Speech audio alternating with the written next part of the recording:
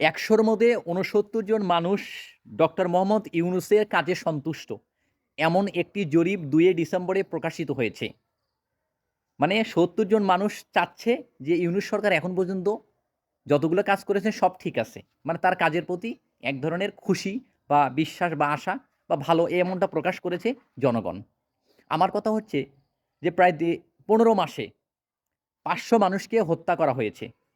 সেই ৫০০ মানুষকে যে হত্যা করা হলো, যারা হত্যাকারী তাদের কি শাস্তি হয়েছে? তাদেরকে কি ধরা হয়েছে?